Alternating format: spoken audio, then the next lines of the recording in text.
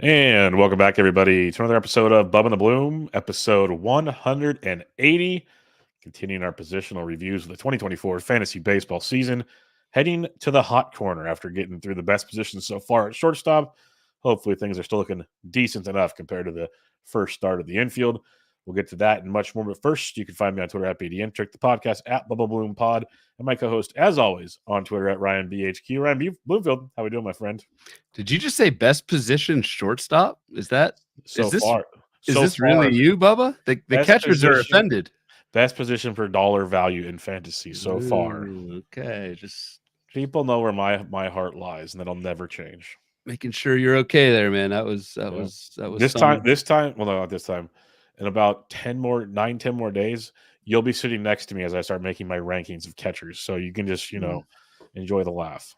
Yeah, that will be laugh worthy. Let's see which catcher is not Omar Narvaez, but who is that guy this year? That's what I'm looking for. Like, who is the catchers for? You're doing 50 again for the black book? There's no straight number, but it's usually anywhere from 45 to 55. Yeah, Pisa P is probably like, all right, Bubba, cut it off after 30. You're like, no. I'm also doing relievers this year, and he literally said you just do one section for each team. So you're going to talk no more than like 30 to 40 pitchers if there's a committee. That's all you get. Already locked that in. Yeah, I'm doing good, man. God, we are balls to the wall on Baseball Forecaster. Almost done with all the hitter boxes, so sweet. We're getting there. We had Ring Efo's Forecaster box as part of my team, so Corbin Young's working on that one. I know me and you are working very hard on some stuff behind the scenes. Yes, future of the show that we're very excited about that we will make known somewhat soon.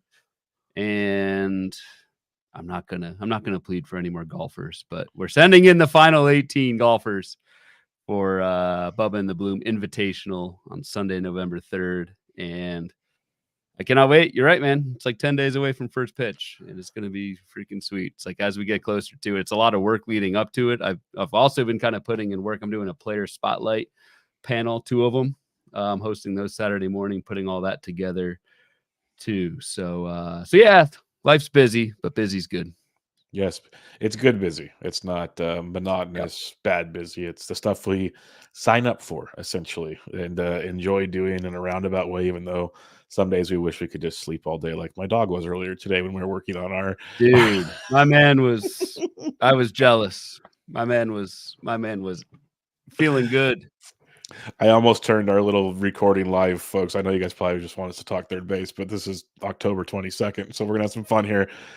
His head was near my feet in the chair, and Ryan all of a sudden goes, "Is that your dog?" He's just sawing logs, like logs. It was impressive. I was extremely jealous. Is dog alive? Did he or she wake up? He is alive and well, and he's playing around out back. We'll probably hear him bark sometime in the show because that's what he does. But yeah, he's good. He's good. Little worried there for a minute. Yeah, he was. He might have to go a little sleep apnea with that snoring, but we'll see how that goes. But on that note, yes, you mentioned FPAS. One last thing I want to get to before we get to third base. We talked last week how we kind of thought the rest of the LCSs would go. We are set. The World Series starts this Friday, 3 days away from if you start listening on Wednesday, 3 nights. We got the Yankees, the Evil Empire, versus the Dodgers, the West Coast Evil Empire. This is one of those where there's a lot of discourse on the old Twitter box there that people are angry. I have my normal. I'm always going to hate the Dodgers just because that's life, even though I respect the heck out of this Dodgers team. It's fun. So then I take a step back as a baseball fan, Ryan. This is like the coolest thing ever. You get 2 storied franchises. You get the 2 MVPs. You get just loaded rosters, and on paper should be an amazing series. So I don't know. I understand people like, oh, it's these teams. But, hey, every team – I saw this quote. I can't remember who said it. Every team could spend $320 million because every owner of every team, each franchise is worth over $1 billion. So if you want to cry money, cry to your owners, not to other people. That's kind of my take on this thing is 2 teams that are, yes, so a lot of people don't like the Dodgers and Yankees or whatever, but this is 2 teams who spend, who go for it, and are getting rewarded for it. And I think that's awesome. My only gripe with this matchup is that we have to wait till Friday for game 1. I want this thing to start, and like the closer we get to it, the more excited I'm getting for it. So I I'm excited for it. It's going to be. I really have no dog in the fight. It's going to be one of those series where you just kind of sit back and, yeah, just realize kind of, you don't realize in the moment, but you laid it out very well. How often do we get this type of star power, these two teams, different coasts, all that stuff in a World Series? It's going to be a lot of fun. I know to the surprise of you, Ryan, last time they met was 1981, 43 years ago. I was not even alive yet, Ryan. So that might shock you to know the old man over here wasn't even alive the last time these two teams met in Yeah, the World Series. and you're old as hell. So So yeah, that's saying we got something. that going. You had a team make Yes. it through in the postseason underdog contest, right? Started with 13, 2 got to the LCS, 1's going to the big dance, and it's loaded with Dodgers. So it's a happiness Okay. edge. If the Dodgers do well, I could have some fun. If But the no AL team, right? Nope, Yeah. Okay. just the Dodgers got a 6-man Dodgers stack, I think. 7, I don't know, but yeah, we'll see how I'm it in the goes. same boat with New York. So I've got one team that made it all the way through, and it's Yankees, and I think, well, no one cares. Yeah. I guess San Diego, but What could I have don't know. been? Kind of have that going for us. It'll be interesting to see how many teams out of the 312 that are in Yeah. this final contest, or final stage for the underdog baseball. And again, this is the pennant contest on underdog that we did an episode on, 3 weeks ago, something like Yeah, that, right before the postseason started. Yeah. and drafted those teams. But it'll be interesting to see how many Yankees Mets teams there are, because maybe one of us sneaks through in the top 50 or something and gets a little bit more money. But who knows? Yeah, like a shameless promo for Underdog, because no, they do not pay us for this. But we talked about how much like fun it is to draft and stuff.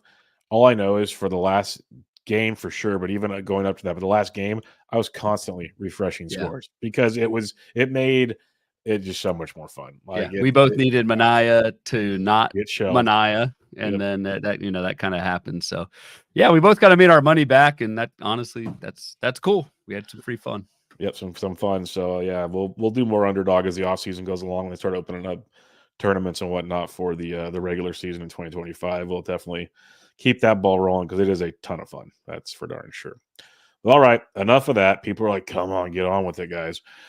2024, third base review.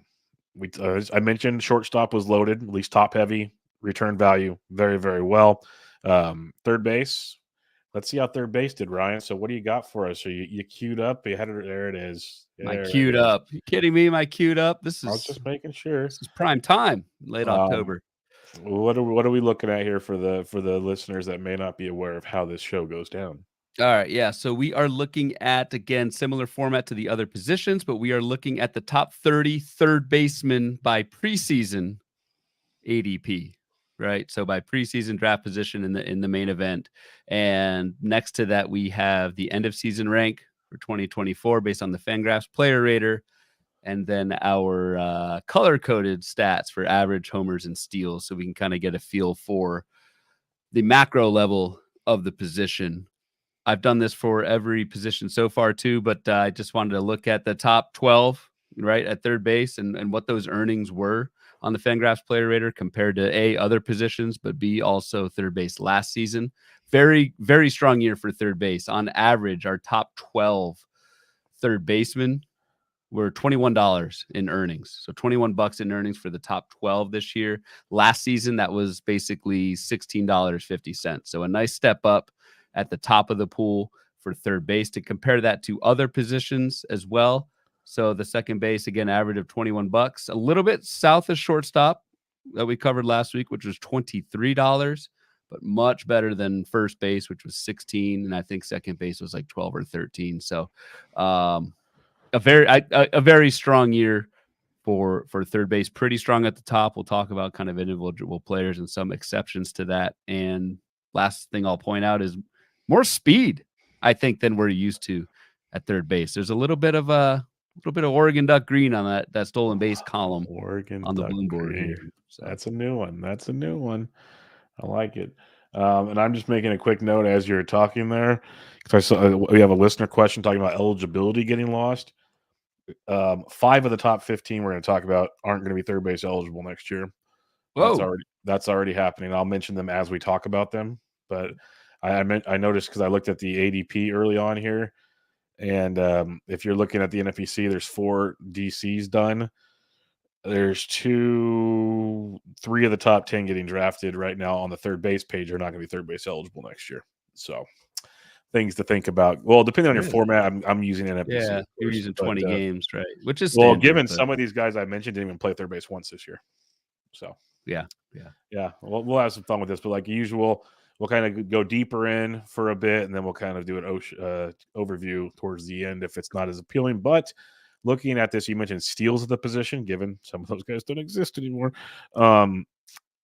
It's pretty spread out green though, compared to like other ones. You can find some average, you can find some power, lots of power, like you mentioned. So there's some fun ways to look at the position. And let's get it started with the one, the only J-Ram. Jose Ramirez had another monster season when it comes to fantasy. He was the first third base taken. He finished first at the position, ADP of 16. So he's at the turn of a 15 league draft. And J-Ram finished with 39 homers, 41 stolen bases, 279 average, 114 runs, 118 RBIs. The dude's tied for his career high in homers, most stolen bases he's had in his career, second most RBIs, and towards most runs ever. So an amazing year for J-Ram. Yeah, not really much to add. Like J-Ram kind of fell through the cracks a little bit. Yeah, fell out of the first round for the first time in a while, I think. J-Ram has pretty much consistently been a top 5, top 10 pick for a lot of his career. And I'm assuming the market just kind of thought this is someone going into his age 31 season, little bit of a down year in 2023. And my God, if you if you took Jose Ramirez at 16, you were absolutely rewarded with it. This is another one where like I don't know how the hell to predict stolen bases. Like how did he steal 41 bases? I mean, just went crazy on the base pass and deservedly so. He was awful successful. The other thing about Jose Ramirez, given where he went in the draft in 15 team leagues and 12s as well, you could have paired this with like a Judge, with an Ohtani, with a Soto. Like those were all types of players going at the back half of the first round. And then to get Jose Ramirez in the early second to pad that, it's just another kind of like feather in the cap for drafting late in the first round as opposed to early in 2024. Yeah, no, it definitely took advantage of his early ADP, 6th overall right now. Yeah. Big shift in the situation, but absolute beast, continues to produce. I don't know when he's going to slow down. It'll happen someday, and it isn't happening anytime soon, it looks like. Second shortstop off the board, ADP of 20, finished third at the position and will not be eligible here next year as he did not play one game at third base, is Elly De La Cruz. We talked about him at the shortstop position, but for those that forgot, 25 bombs, 67 stolen bases, 105 runs, 160 games played with a 259 average, Ryan. Anything to add on Elly that we maybe didn't hit on last week? No, not really. I mean, listen to the shortstop recap if you're interested. I mean, I think my main takeaway with Elly was really the hard contact has always been there, or at least was in his rookie season. And this year the loft came with it, right? That fly ball rate jumped from 22 up to 33%. Just resulted in barrels galore. K's are still there. It's going to be part of his game, but you can live with it when you go when you go 25, 67. So good on folks who did not listen to me and picked Elly 20th overall. Yep. I kept saying I'd take one Elly share in my 3 OCs, and I did, and that's the one that won. So that was helpful. Third baseman off the board, ADP of 21 right after Elly. So if you decided Elly versus Riley, that was a fun one. Austin Riley finished 23rd at the position. He had 19 home runs, did not steal a base, 256 average, played in 110 games because of injuries that ended his season, essentially. Yeah. But we did see him start to heat up before he got hurt, and that was the big bummer. In July, hit 280, June hit 289, but we saw the power show up with 6, 5, and 5. He basically had 16 home runs the last 3 months before he got hurt. So, and 5 of those home runs in 17 games in August. So a nice little spurt there. What's your thoughts on Austin Riley? Because it was a wrist injury, required I don't think he might have had surgery. I can't remember now, but some questions to be had around Austin Riley. Questions, I guess. Yeah, it just sucks that, like you said, he was back to Austin Riley pretty much, and then and then had the broken hand. So I believe it was surgery. And I know we have a listener question about like the 2025 status. So maybe we'll shelve that until we get to the listener question part. But just a bummer of a season. I mean, did miss some time in May as well with like a side oblique type of thing. Never went on the IL, I don't believe, but missed like, it was one of those crazy non-IL, but missed like 10, 12 games. And I wonder how much that affected Austin Riley's first half. It's just so bizarre to see someone basically in his prime with 3 years of pretty much bulletproof track record to just kind of fall off like this. So I think I think decent process, bad result if you took Austin Riley, and it makes it even worse. Like you said, Bubba, with Ellie De La Cruz available one pick before. We'll talk about Rafael Devers, Gunnar Henderson next. But just to get that dud of a season surrounded by other good options at third base and elsewhere in the pool, like just makes it that much worse. But a bad year to take Austin Riley. Personally, I don't think it affects him much for next season, but we've got plenty of time to go there. Most definitely. You mentioned Rafael Devers, ADP of 27, 6 picks after Riley, 4th third baseman off the board, finished 8th at the position. Weird year for Riley or Devers. Did hit 272, almost identical to the previous season. 28 homers, 83 RBIs, 87 runs. Only 138 games though, Ryan. He was battling back injuries and shoulder injuries throughout the entire season. 2 shoulders, both shoulders were kind of destroyed by the end of it, which shortened his season. So who knows what really could have been for Rafael Devers, but that's what we got, and that's all we can deal with. Yeah, that's all we can deal with. Yeah, limp to the finish. I do. The shoulder injuries did not require surgery, so he's just going to kind of rest. And I don't know. That doesn't give me the heebie-jeebies, the warm and fuzzies with Rafael Devers the way he ended. But still, I mean, I don't think. I mean, if we're looking at 2024 in a vacuum, I don't think you're too disappointed, especially you dodged the Austin Riley bullet. You're not too disappointed by getting the number 8 third baseman again in a year where third base was pretty damn good. To get that with your like late second, early third round pick, it's not the end of the world. Rafael Devers did not kill you. No, he did not. You still got your production of 8th at the position, like you mentioned. Definitely, maybe didn't win it for you, but definitely didn't lose it for you. Does he feel old to you? Yeah, Like, I know he's dude, not that old because I know. Crazy. He's 27, or this was his age 27 season. Maybe he just turned 28 or something. But to me, for a Rafael long Devers time. feels like 33. Yeah, he's got that Machado in him, and there's guys that have been around since they were like 20, and they just never leave. Like And he Bryce doesn't. Harper. Bryce Harper like is insane to think about. But at least Harper like run. Like I think the other thing with Devers, he doesn't really run, so that also it's just kind of like that old man profile. But yeah, only 27. I mean, he'll still be 28. I feel like I'm kind of talking about him in the downside of his career, but post-mortem or something. I know. Gunnar Henderson, 5th third baseman off the board, ADP of 36, finished 2nd at the position. We talked about him last week, and he will not have third base eligibility next year, as he also did not play a game at third base this season. Anything you'd like to add on Mr. Gunnar Henderson? No, we covered him. Yeah, we covered him in shortstop, and losing all these third basemen at the top of the pool. We did just gain one, who we'll talk about next, but kind of a bummer. But Gunnar does not affect Gunnar's first round status for 2025. So yeah, we dove into the skills last time, and they were damn impressive when we looked at the shortstop pool. Most definitely. All right, that leads us to the 6th third baseman off the board. One of the newly added to the pool third baseman, as Ryan hinted at, Jazz Chisholm Jr., ADP of 58, finished 5th at the third base position. And every preseason, Ryan, it's like, man, if he could just play a full season. Mm-hmm. Jazz Chisholm played 147 games. That might be as full a season as you're going to see from Jazz. And he produced 74 homers, 40 steals, hit 256.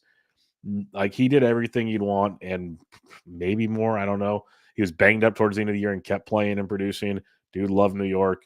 I love what we saw. It's just a matter of, do you trust him to keep playing in the future? Who knows? But what we saw in 2024, pretty good.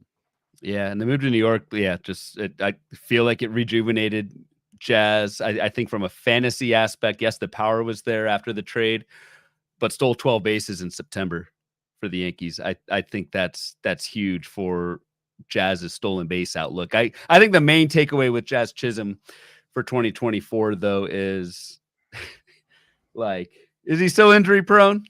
Can we predict injuries with these guys? I don't know, because it was all for Jazz. I mean, entering 2024 for Jazz, it was a hamstring, it was a lower back, and so it was a hamstring in 3 years ago. It was a lower back in last year. Then it was turf toe and an oblique. These are not fluky things. 3 years in a row. Did Jazz get unlucky 3 years in a row and have those injuries, and finally this year just didn't have a stroke of bad luck? Or was this the outlier season in terms of volume? Because we all know, if Jazz, before the season, if you told us Jazz had 621 plate appearances, this probably would have been a second round pick, and that's kind of where he ended up. It's just a fascinating example to me for what we perceive hitters as being injury prone and which ones we don't.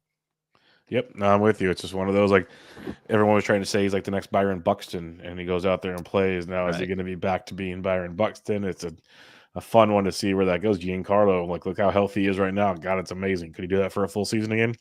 I don't know. These are the questions we have when we draft these guys. But I'm with you with Jazzy Jazz. Like, it's great to see him stay healthy and produce, and playing in New York is definitely revitalized him. So let's hope it keeps him healthy too. We'll see how that goes. And didn't really get third base. He's kind of the anti Ellie De La Cruz and Gunnar, in that he really wasn't a third baseman until, looks like he played 45 games for the, in pretty September, much all with the Yankees. But yeah, didn't really pick up in-season eligibility till late August, early September. So most of the time you had him in outfield.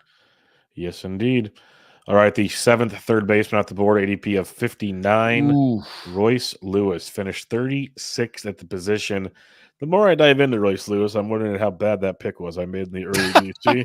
But what round was that? Round 3 or 4, one of the two. Yeah, hey, I do think it'll be better than your early Max Scherzer, Yuri Perez pick from last year. So I think you'll be all right there. But I'm with you on that.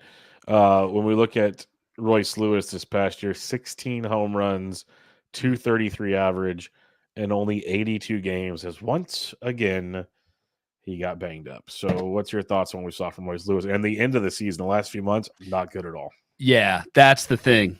And that, I mean, I really, your Royce Lewis pick, and who knows, but like, I remember when you made that pick, it was like, damn, that could be a bargain, because Dom and those guys thought he'd be a first round pick.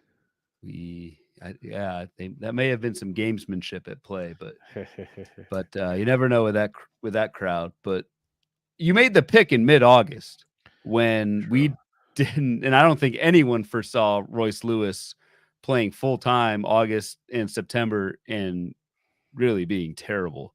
And when you made the pick in August, it was like, all right, the question is playing time. I don't even think we were considering, maybe I'm speaking out of turn for you, I don't even think you were even worried about performance. No. With Royce Lewis. So not at all. I mean, the skills were, I mean, not as bad as the results for Royce Lewis in August and September, but it does add, I mean, you kind of need, and this is something I kind of talk about a lot, is you need two things to kind of turn around for Royce Lewis at the same time. In 2025, you need the health, and you need to hope that this late season swoon doesn't stick around. So very polarizing player. You were not happy if you took Royce Lewis 59th overall, especially with the same ADP as Manny Machado, who we'll get to next, but to finish outside the top 30, and not all because he missed time, even though he did, but that wasn't the sole reason for Royce Lewis's dud of a season. Yep. Very, very bad is the way I'll look at that, but hopefully a bounce back is in place. For your team, maybe. Yeah, we'll see. Well, you would not draft Royce in the third again? I don't know. His ADP is 82 now, so I'd get him more at a reasonable price than, in the third round. It's like it's basically double. He's more of a 6th round pick now, it looks like. So that's a little more palatable, I would say. Manny Machado, like you mentioned earlier, he's the 8th third baseman off the board, ADP of 59, same ADP as Royce Lewis.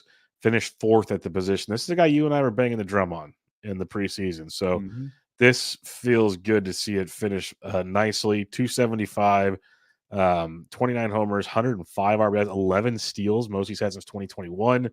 Power was there again, even coming back from his injury.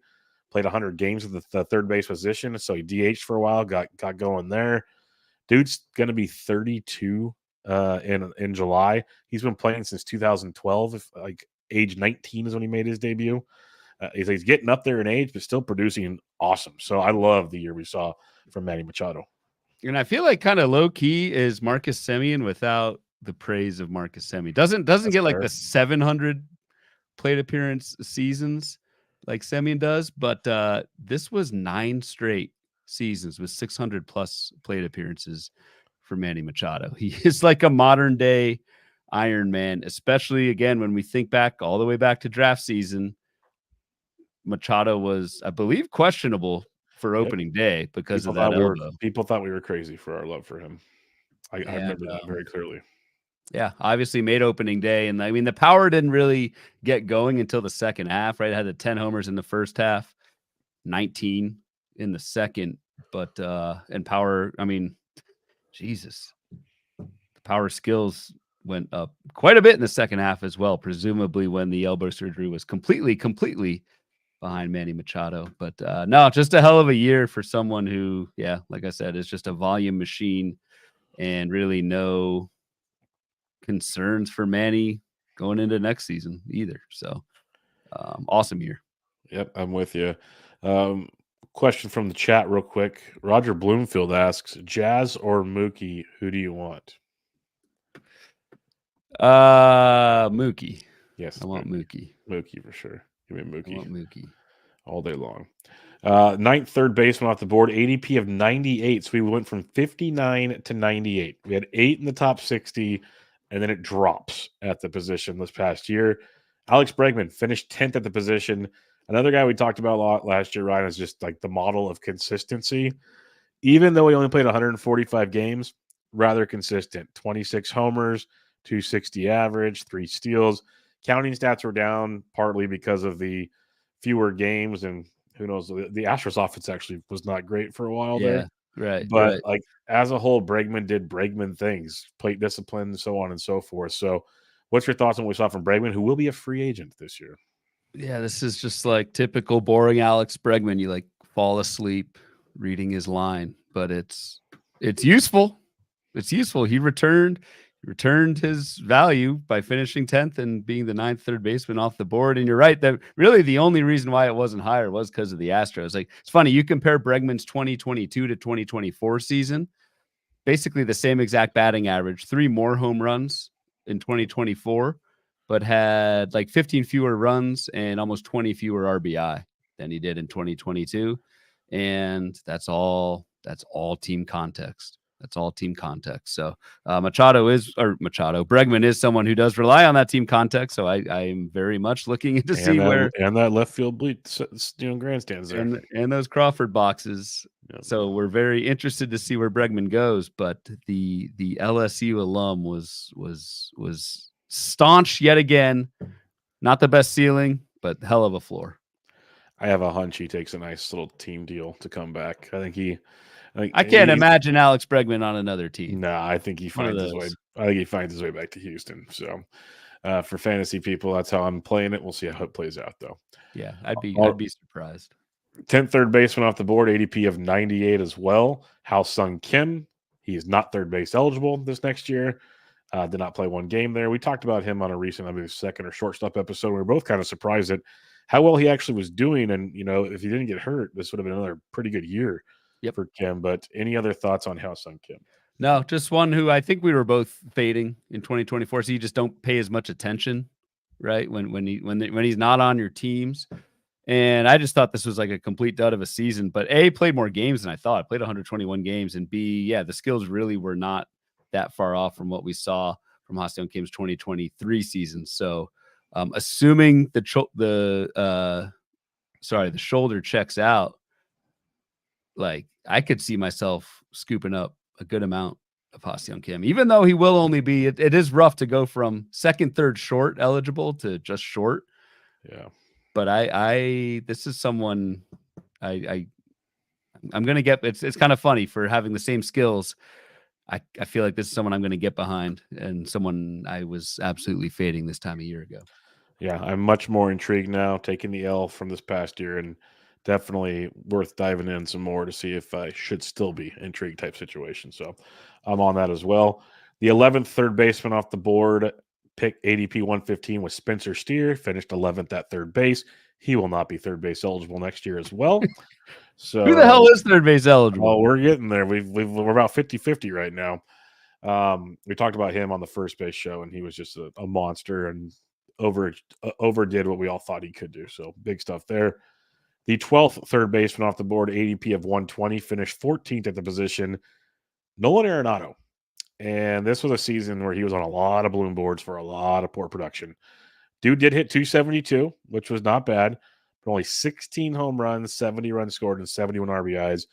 You draft Arenado for counting stats and at least 20 to 25 home runs at least. That's kind of what you're going with Nolan Arenado. He was 33 this past year. Maybe age is going to be 34 in April. Maybe that's catching up. Who knows? We saw Goldie have the same issues, but a massive down season for one of the more consistent third basemen in fantasy. Yeah, this is kind of nuts. Like, because the volume was there. 634 plate appearances and 16 home runs for Nolan Arenado. I mean, and he's not like that old. This was Arenado's age 33 season.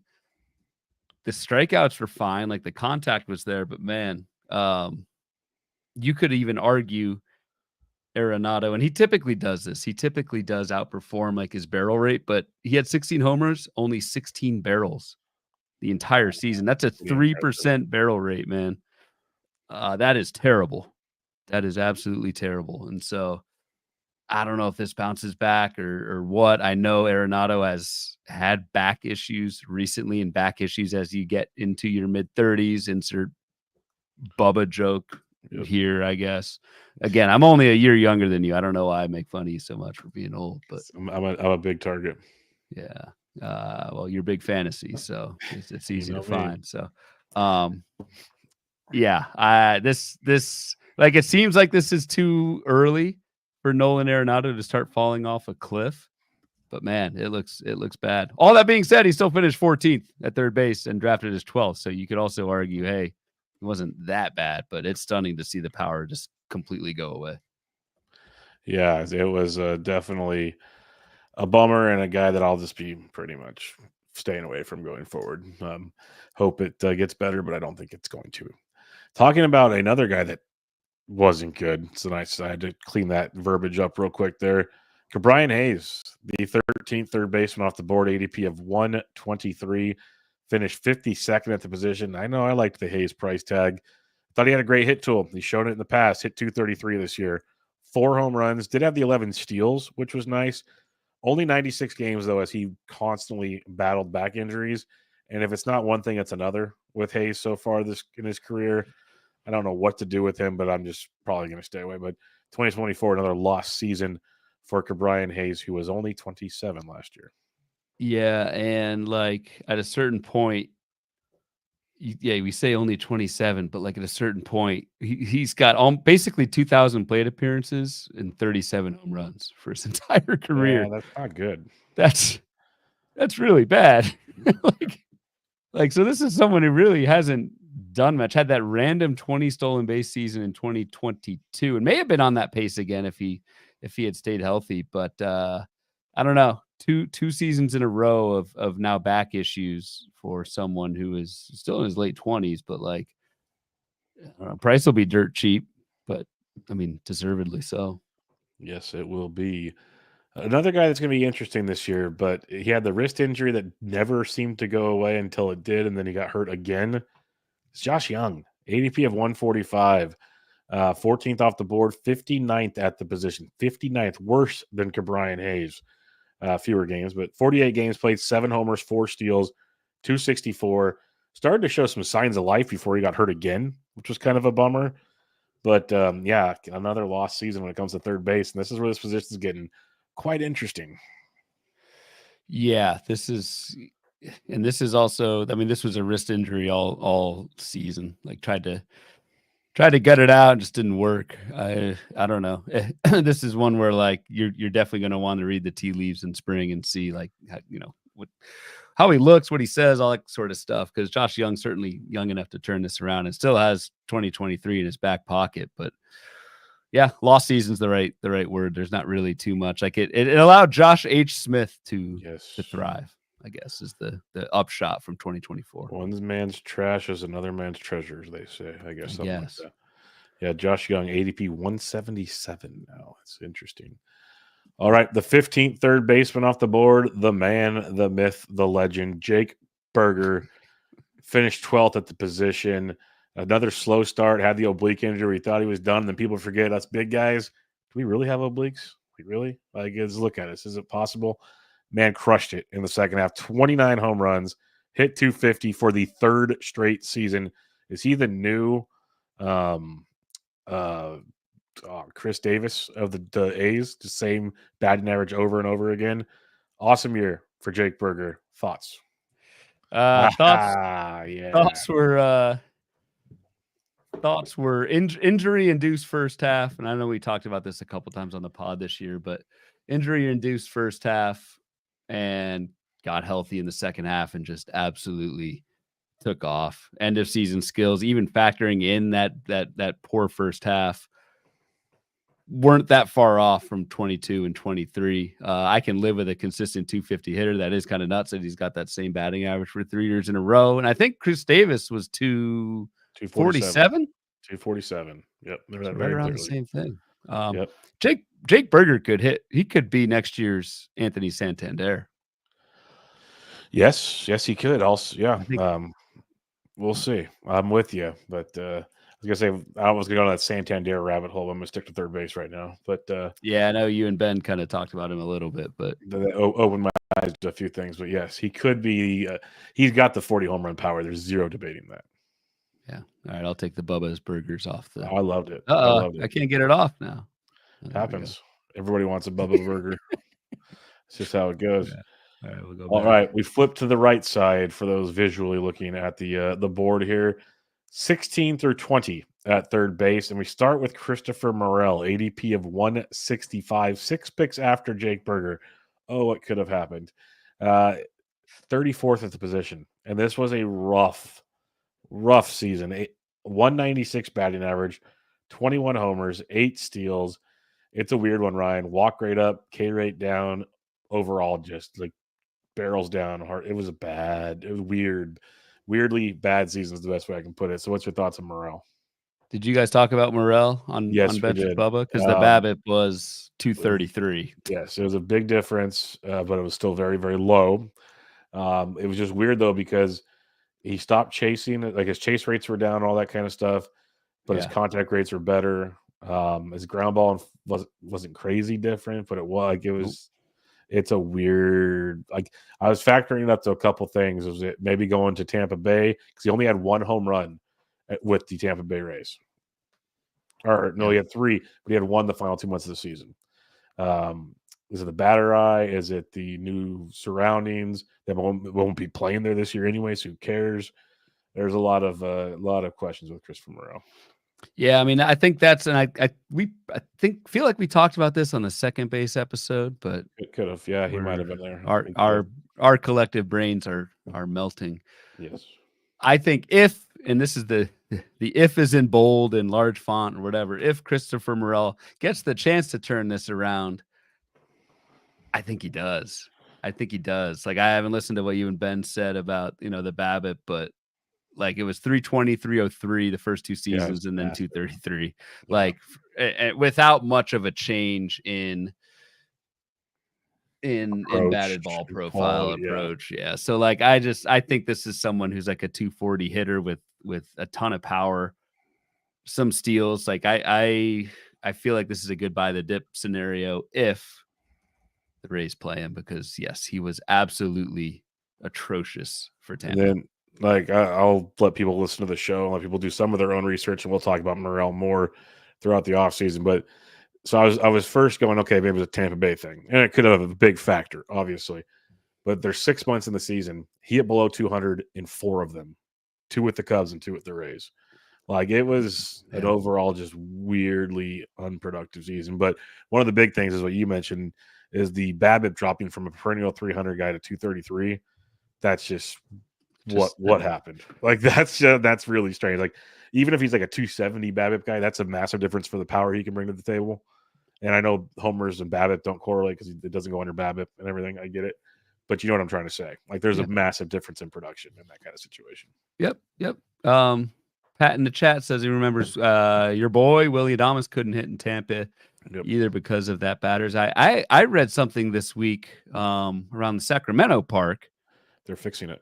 Yeah, and that apparently has been much more pitcher friendly than we thought. Yep.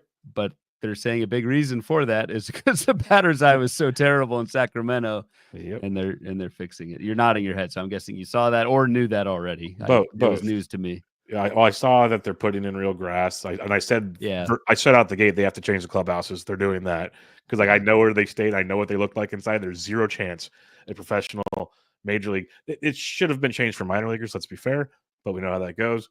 Yeah. They're doing all the restoration stuff they need to do. So whenever AAA comes back there, they're going to love the new ballpark. But it made me laugh because I've heard other people go, "It's a pitcher's park. It's mom. When it's 105 degrees, a ball going to fly." There's no hiding that. And if they adjust that batter's eye, which was probably helping the pitchers out a ton, goodbye, folks. So not good at all. Michael C in the chat says Rays GM has talked up Morel even after the way he ended. Sounds like they'll give him a run. They have to. They traded for him. Like they got extra control by trading for Morel and get rid of Paredes. So they'll give him some love. And when the Rays GM speaks, you listen. It's a well-run organization. It's a Virginia Tech grad, so smart guy. So you gotta. One of those guys that's always like middle of the pack in the conference. Come on. Actually, some years I wish we were middle of the pack. Jesus. So there is. 17th third baseman off the board, and it was definitely a catch. ADP 170, finished 15th at the position. Mikel Garcia. Remember when Mikel Garcia started out the year so amazing that victory laps growing everywhere?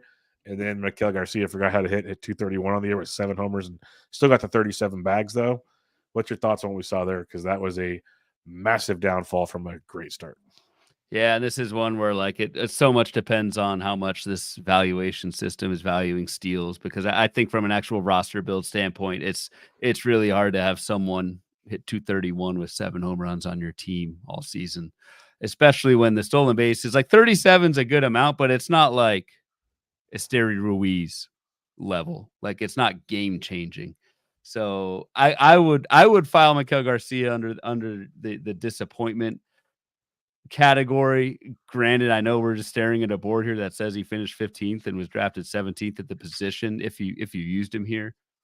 But I'm not even looking at the runs and RBI, but it's tough to roster that batting average and lack of power for an entire season. Yep, very, very difficult. It's kind of a Luis Ariz without the batting average to top it off. So and more steals, I guess, but you know what I'm trying to. The power is just a big no-go fly zone for me. Yeah. Alec Bohm finished 9th at the position, 18th off the board, ADP of 179. We hit on him at first base. Anything you'd like to add to a guy that hits for average, gets lucky in the RBI department, does not a whole lot else? Kind of like Bryson Stott, right? Who I get Alec Bohm confused with every single show. So no, I would say listen to our first base episode. Yeah, just I don't know. A lot of contact, good batting average. And Bryson, and this is where the comp goes off, right? Bryson Stott stole 30 bases. Yep. Alec Bohm stole 5, but I don't know.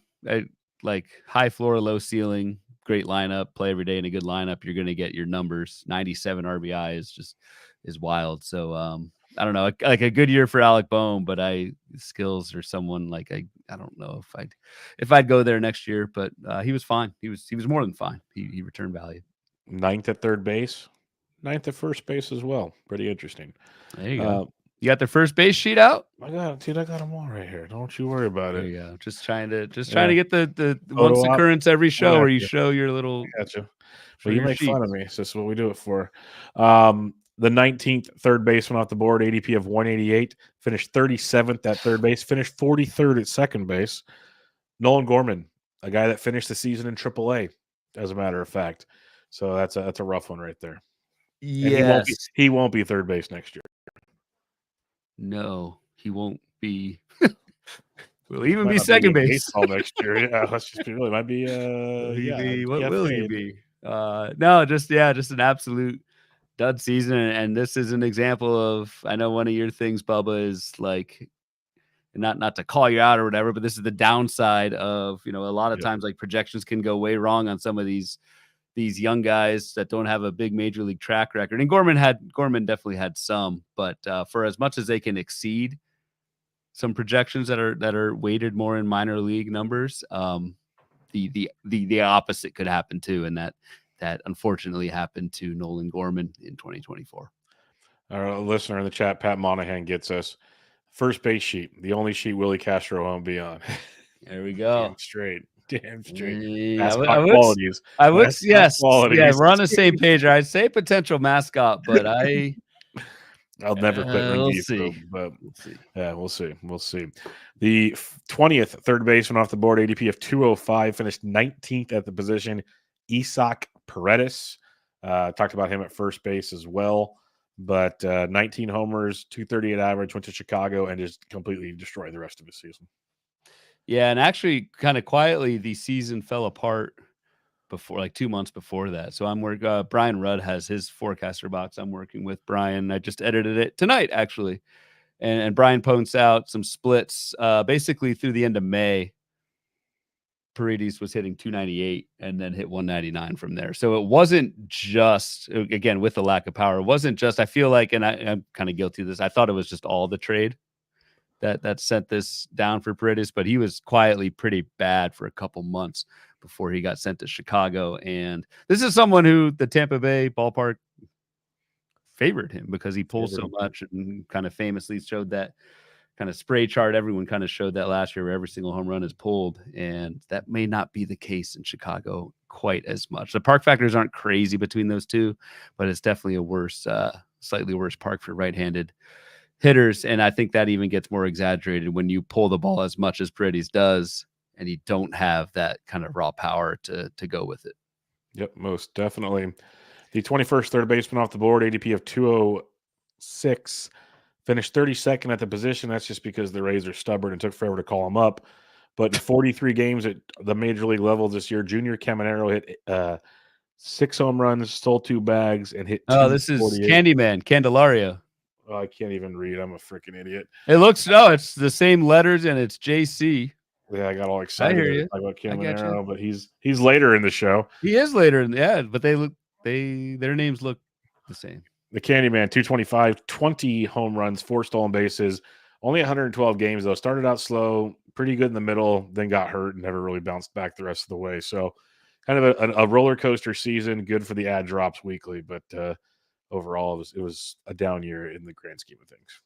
Yeah, and it's tough to really look back and too much because there were some injuries here, but you don't want to see the 27-point drop in batting average. I mean, the power was still there. Probably would have hit 25 home runs with a full season in Cincinnati, which was kind of the expectation, I guess, given the ballpark. But yeah, disappointing, but not terrible. What did he finish? 32? 32, and he'll still be first base, third base next year. That's quite surprising. Hey, we got one. He's going to come back. Yep, third base next year. Good for him. Coming back. Another guy coming back to us, Max Muncy, finished 33rd at the position, 22nd third baseman off the board, ADP of 209, 232 average, 15 home runs, 1 stolen base. Only played 73 games as he was banged up for a while this season. Really looked good towards the end, it felt like, but still overall, it's not a good year. Not a good year. I mean, does anything? So you were very much off of Muncy entering the season, I believe, because of playing time and lefty splits. Yes. Does any of that change for you after this season? Potentially, yes. The thing that always scares me with the Dodgers, though, is they could easily go out and get another bat to screw this all up. Like, they don't care. They just don't care. But I will be more interested if we're going to do a just brief 2025. His ADP is 203, going after Josh Young ahead of Eugenio Suarez. it's not a bad spot for Max Muncy. I think there's a lot of upside there.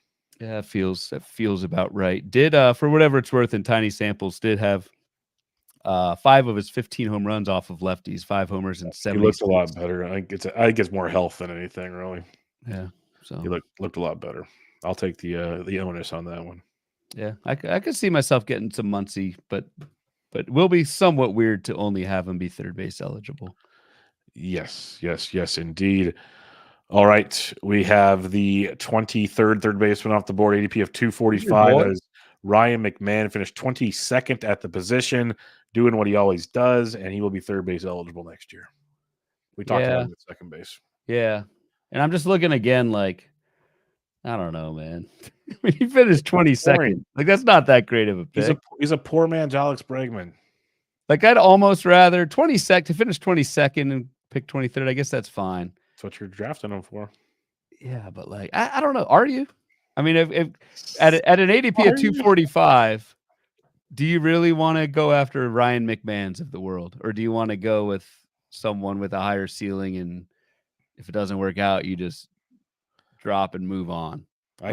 I see both angles. So I don't know. In a 15-team league, he's awesome. In a 12-team league, probably not. And I'd add in drafted holds as well. Yes. I think I might have taken him. Yeah, I think you did, actually. Jesus.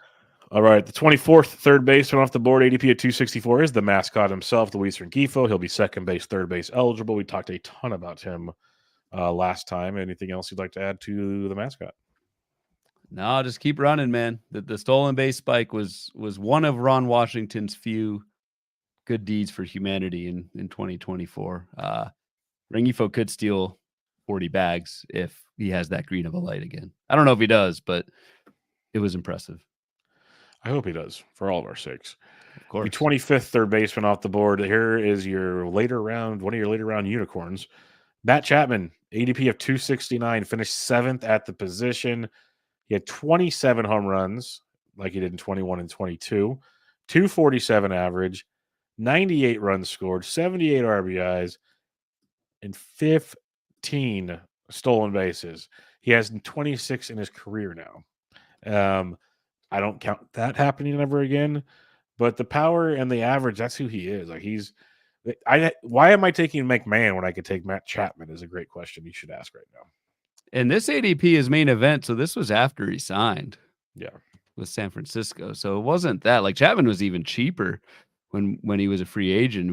We knew he was going to sign somewhere and play every day. We just didn't know where. I have no idea where 15 steals came from. We've talked about it when Thairo Estrada gets 2 or 3 stolen base attempts all season and Chapman has 15 steals. I don't know. Another Iron Man. You mentioned the 98 runs. I think kind of low key, that was a big driver for Matt Chapman's growth. Like he plays every day except on days where he signs 8-year, whatever. Has to get a physical. $1 million contract extensions and has to go in for a physical. During the game, apparently. The counting stats are awesome. And again, on a Giants lineup that really didn't do too much. Like if the Giants lineup improves in 2025, Matt Chapman will be a major. Jung Hoo Lee actually leads off all season with his MVP skills. Like that's who RBI central. That's the thing. And Chapman only had 78 RBI. What did he hit in the lineup? 240. He was around 5th, 6th most days. That's weird to hit 5th or 6th and have 20 more runs than RBI. Hey, when you combat Michael Conforto and Tyler Fitzgerald and all these guys in the middle of the order, you got to do it. Yeah, but who's driving your guy in after? How do you get 98 runs? I don't know. That's when they had the likes of McRae going nuts, Elliot Ramos before he got moved up in the order, stuff like that. I guess Chapman, to be fair, actually moved all over the lineup, but for the most part, he was like 5th or 6th. Yeah, that feels about right. Great season. I just who the hell knows what he's going to do next year for stolen bases, but that was. I feel like this was typical Matt Chapman season that you were rewarded for, and then the stolen bases were just were icing on that cake. 100%. All right, the final 5 in the top 30 here. The 26th off the board, ADP of 308, finished 6th at the position, and that is one Eugenio Suarez. hit 256, 30 bombs, 101 RBIs. First time he's driven over 100 since 2019, juiced ball year. 30 home runs for the third time in the last 4 years. 90 runs scored for the first time in his career. Amazing season. And the D-backs have a club option that's very affordable for Eugenio. Good chance he starts the year at third base for the D-backs again. Now, the kicker I'll say is you expect the power even when he doesn't hit for average. The rest of it was gravy. Dude. Like, so I throw up my hands at Chapman's stolen base total. I throw up my hands at Suarez's entire second half. Like, what the hell? Yeah. Like, this is the craziest first half, second half splits I think I've seen in some time. Hit 196 in the first half, 312 in the second half, 6 homers in the first half, 24 in the second half, according to Baseball HQ. And it kind of sucks because whoever drafted Suarez most likely did not reap the rewards of that second half because the dude looked totally washed. And then he turned into a top 5 hitter in baseball in the second half. Like that's just like, can't predict ball, man. We try to, but we can't. Yep, we do our best. And there's some things like this where you just shake your head and go, baseball. Baseball, exactly. That's all you can say.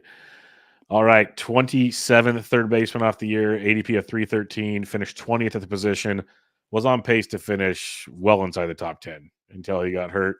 107 games played for Jordan Westburg, 18 homers, 6 steals, 63 RBIs, 57 runs, and a 264 average. He'll be second base, third base next year. Yep. Anything to add to Mr. Jordan Westburg? No, not that we already talked about. Just impressive, A, that he did this with missing almost 2 months with that broken hand, and B, just very nice that he came back right at the end of September, played in the playoffs. Like that makes you feel better for 2025, and then obviously the second, third eligible is pretty sweet. So arrows up for Jordan Westburg to finish 20th and miss 2 months. It's pretty damn good in your age 25 season. Pretty good, of course. 29th or 28th off the board, Willie Castro finished 16th at the position. As mentioned earlier in the chat, he is second base, shortstop, third base, outfield eligible for 2025, and played a lot this year. Played way more than I expected. Yeah, and played well. What did he finish? What'd you say? 16th at the position. Yeah, that's awesome. I guess didn't play that well. Only 12 homers, but let's see. Like, I think could hit 15 or 20. I think the power is actually kind of closer to league average. So I think the biggest thing with Castro, right, was like stolen base spike in 2023. That predictably went back from 33, but still 14. Not bad. I don't know. I don't know what to do with him. I feel like maybe it's a lazy thing to say, but super valuable in draft and holds and fab leagues. Yeah, I don't know. Not mascot worthy, I don't think. No, the Rengifo was like productive in fab leagues, that's for sure.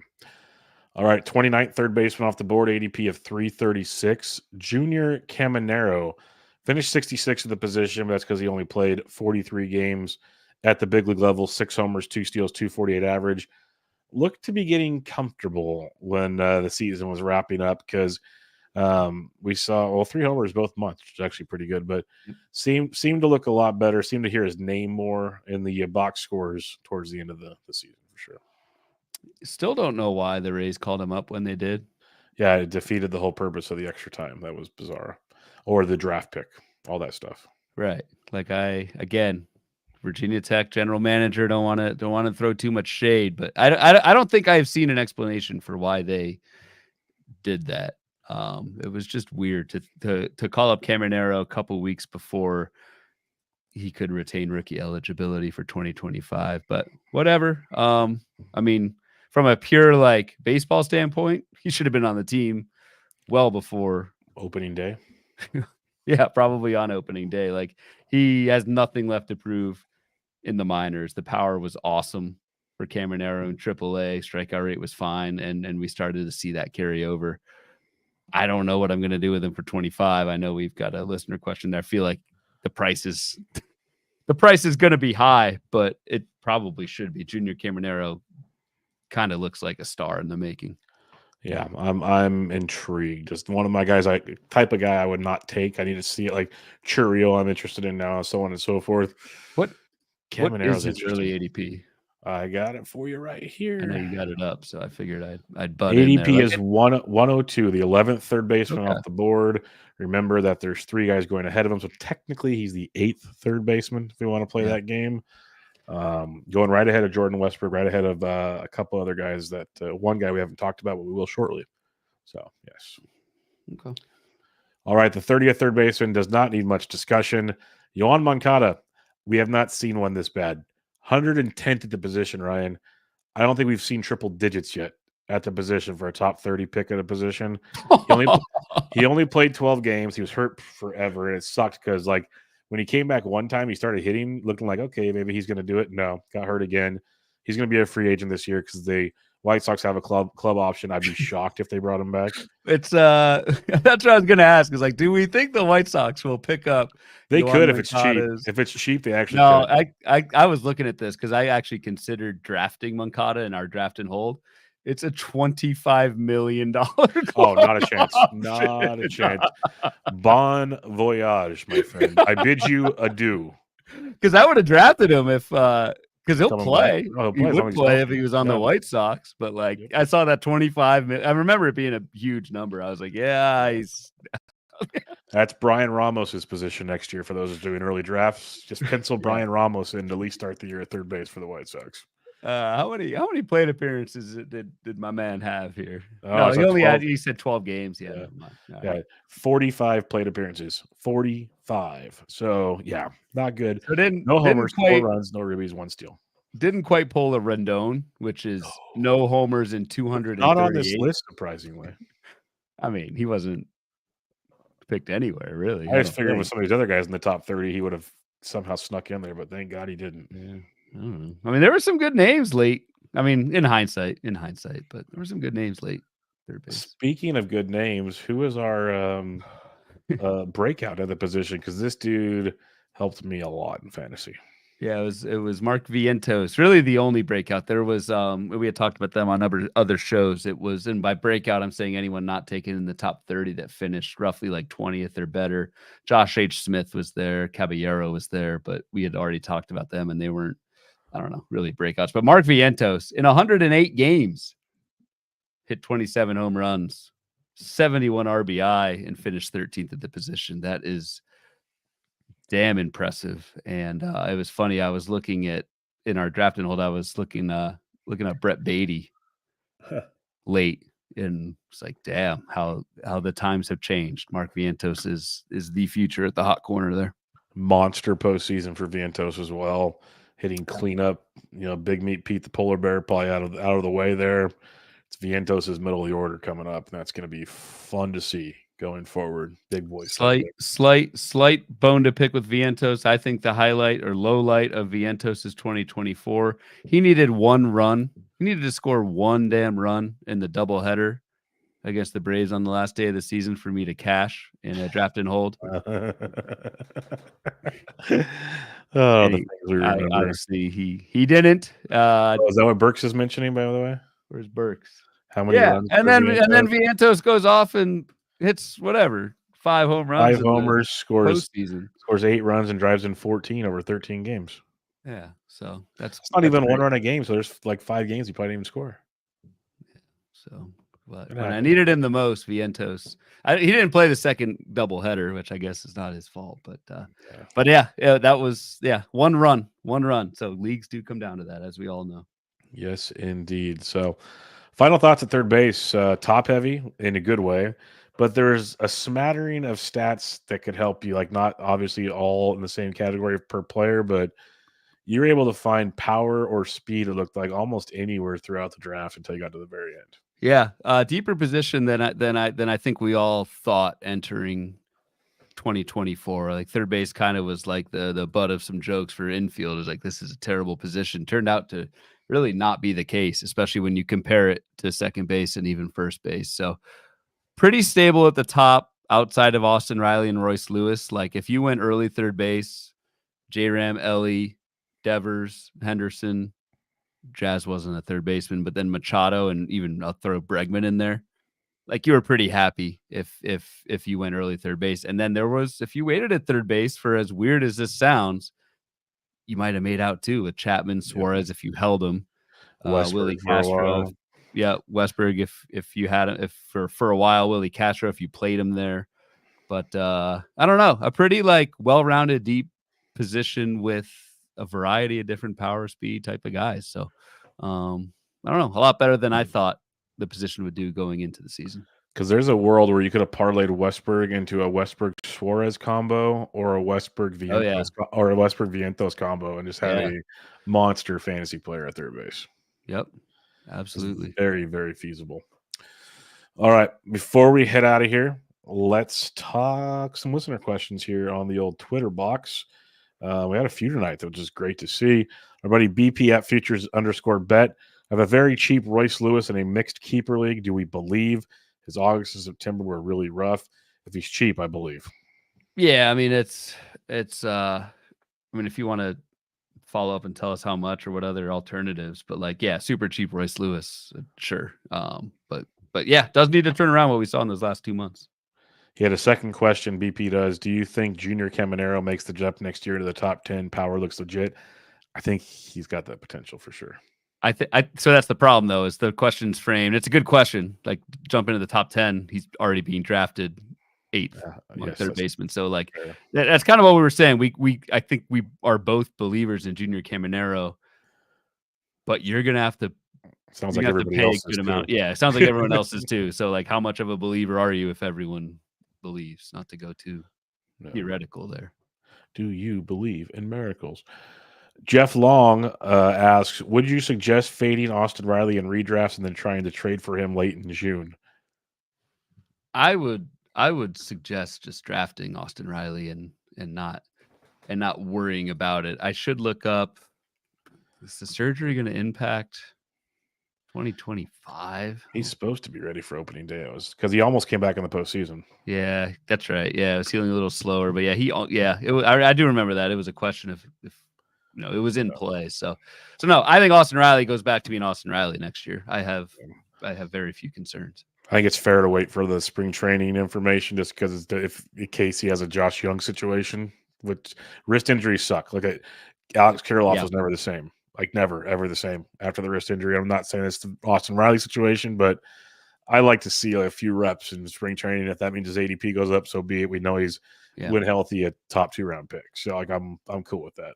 That kind of relates to what Pat has in the chat. I know it's not a question, but just a comment. I won't hate running it back with Josh Young next year. I agree. But like you said, Bubba, the risks we can't just totally assume it's going to go away 2025. There's that possibility that this thing lingers Kirilloff style. But and Young's at least affordable. Riley, you're still going to probably pay a top 5 round pick, and that I'd like to see a little more there for Riley.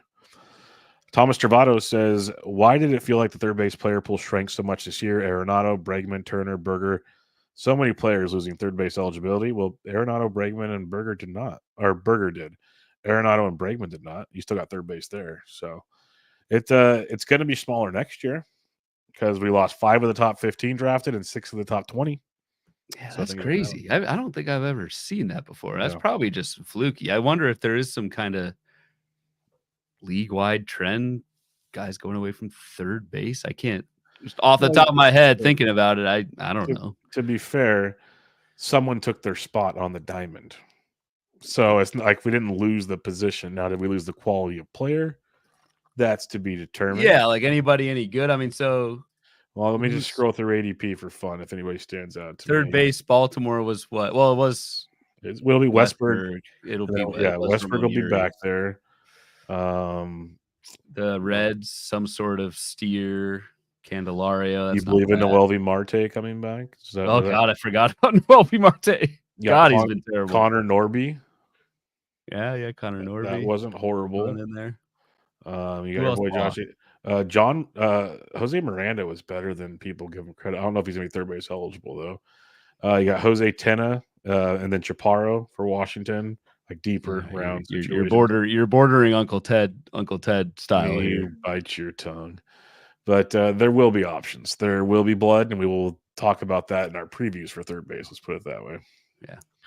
Our buddy Michael Cicchini says, when looking ahead, do you like Jazz ahead of the Riley, Devers, Machado group?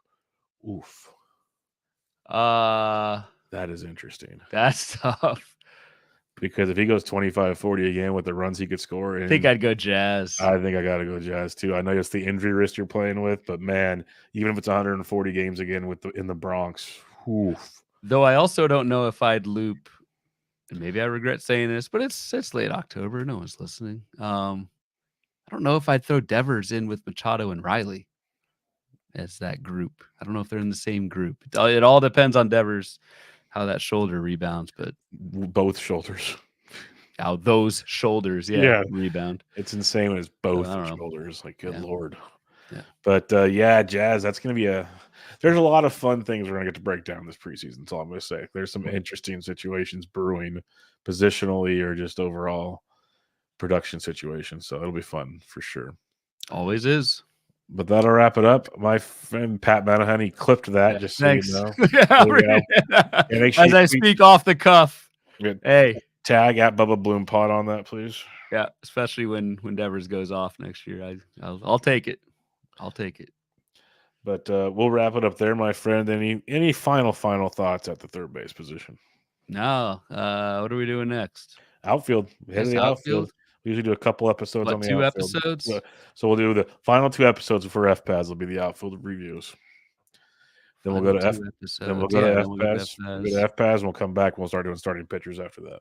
That's a good clean break. We planned it that way, man. Every once in a while, the craziness comes into, makes sense. So it's like Einstein, one of the craziest people you'll know, but pure genius. So I've got the Einstein hair. I don't. I don't have anything Einstein, honestly. Caveman, big, hairless, big fantasy though. So we got that going. He's big science, I'm big fantasy. But we'll wrap it up there. Make sure y'all follow Ryan on the Twitter there at RyanBHQ, the podcast at Bubba Bloom Pod. I am at BDintric. And for now, this is Bubba and the Bloom, episode 180. Catch y'all next time.